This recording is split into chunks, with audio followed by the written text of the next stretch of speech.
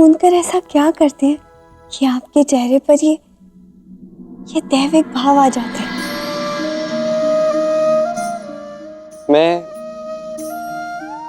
मैं अपने हृदय में जाके बैठता, कुछ क्षण वहीं बिताता।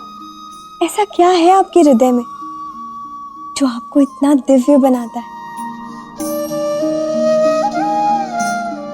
यदि आपको बुरा ना लगे तो मैं भी आपके हृदय में जाना चाहती हूँ। और आप एक दिन अवश्य जाओगे, आप वहां जाओगे और आप देखोगे वहां क्या है। जी।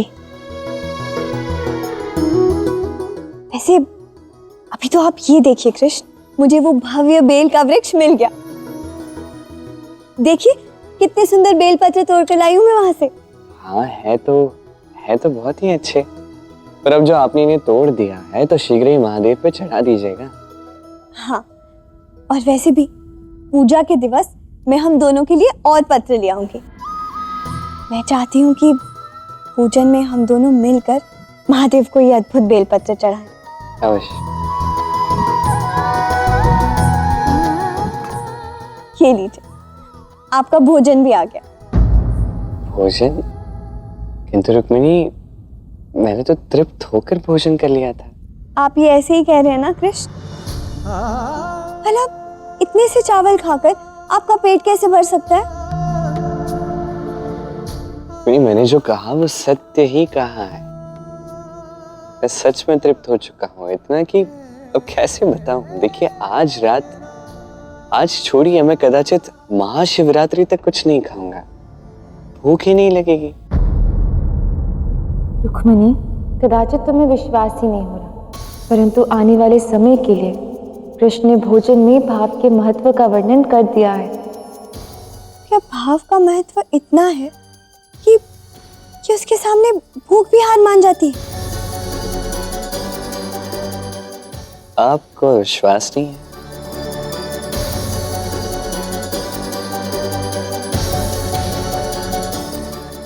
तो आप स्वयं खाकर देख लीजिए।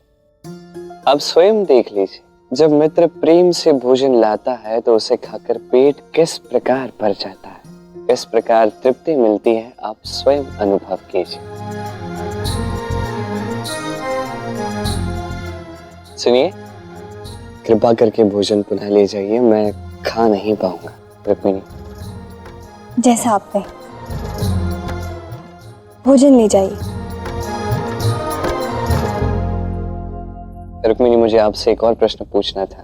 क्या आपने सुदामा के लिए कक्ष और अन्य आवश्यक वस्तुएं उपलब्ध करवा दी हैं? हाँ, उनके रुकने की व्यवस्था महल के सबसे अच्छे कक्ष में की है, जहाँ रेशम की कोमल शैया है और सभी सुख सुविधाएं उपलब्ध हैं। रेशम की कोमल शैया सुदामा के लिए? हाँ श्री कृष्ण, वो हमारी राज अतिथि हैं, महापंडित हैं, उनके लिए इतने संसाधन तो उपलब्ध करवाने ही थे ना।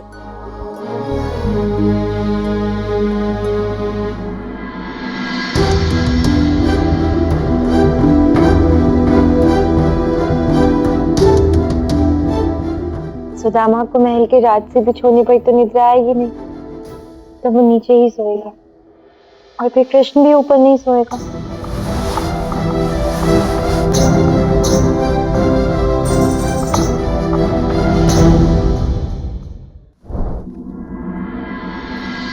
श्री कृष्ण, ये आप क्या कर रहे हैं?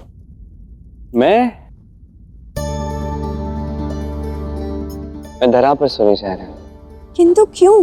मेरा सखा आया है द्वारका, यहाँ द्वारका में आग है, वो धरा पर सो रहा है। रुक्मिणी, मैं शैया पर कैसे सो?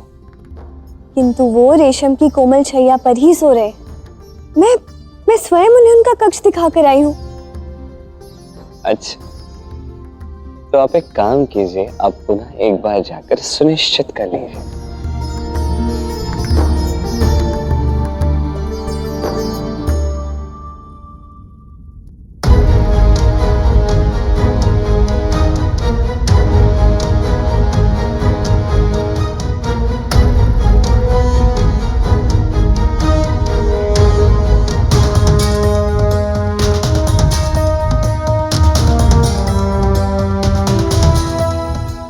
बिना यहाँ आए कृष्ण ने कैसे जाना?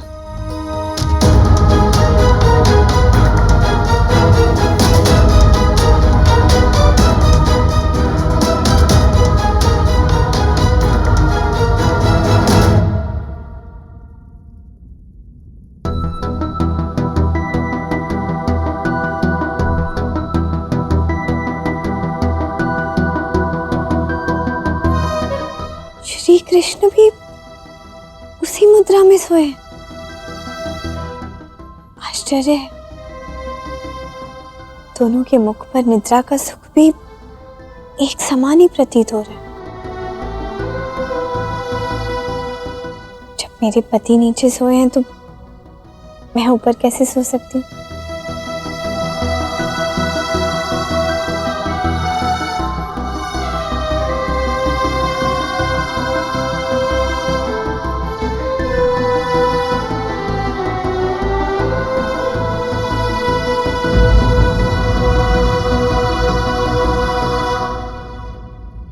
कृष्ण आज कितना प्रसन्न होगा, उसका मित्र आया है और उसे 56 भोग बनाकर खिलाने का आनंद मुझे ही प्राप्त हुआ। इसी आनंद के साथ मुझे गहरी निद्रा भी आएगी।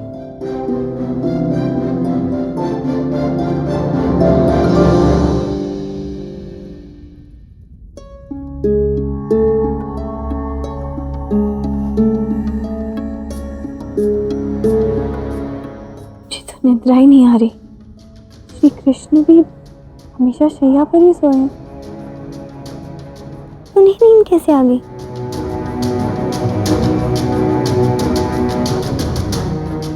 रुक्मिणी, सुदामा के द्वारा तुम शीघ्र समझ जाओगी कि सखा प्रेम में एक सखा का सुख दुख बांट कर ही दूसरा सुख प्राप्त करता है।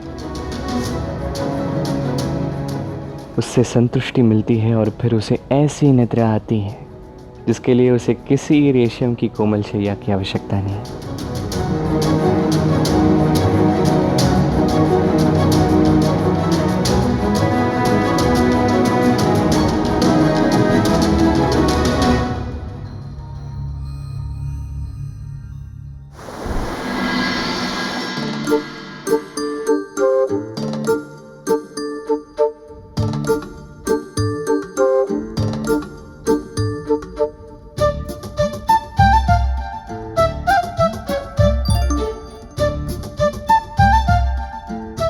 सुदामा, सुदामा,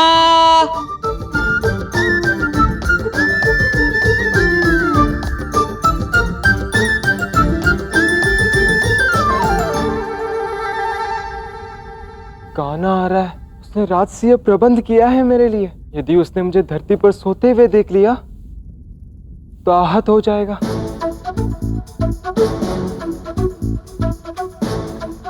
सुदामा कहाँ? अरे यहाँ हो, क्या बात है मित्र, बताओ निद्रा कैसी आई? उत्तम मित्र, अति उत्तम। रुक्मणी भाभी ने तो रात से यह प्रबंध किया था मेरे लिए। देखो, यह सारी सुख सुविधा है, रेशमी कोमल की सैया। इस पर तो लेटते ही नींद आ गई थी मुझे।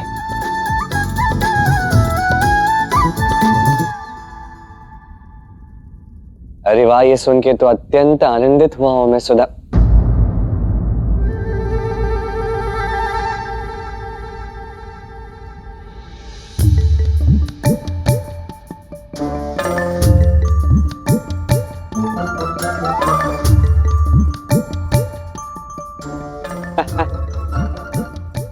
ये क्या है सुदामा, और ये वहां क्या कर रहा था तुम? तो वो मित्र, वो कान का लौंग है, नीचे गिर गया था। ये सब छोड़ो मित्र, तुम बताओ तुम्हारी निद्रा कैसी हुई? मेरी निद्रा? अब मेरा सखा स्वयं द्वारका आया है तो जिस प्रसन्नता के साथ मैं सोया हूं, जिस निश्चिंतता के साथ मैं सोया हूं, मैं क्या बताऊं सुधा।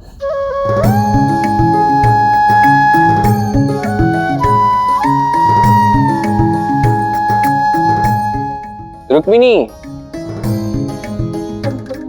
आप बताइए, आपको कैसी निद्रा आई? यदि मेरे पति श्री कृष्ण को इतनी अच्छी निद्रा आई तो मुझे भी तो अच्छी निद्रा आई होगी, है ना? क्या बात है। इसका तात्पर्य है कि कल रात्रि में आपको अत्यंत गहरी निद्रा आई थी, क्यों?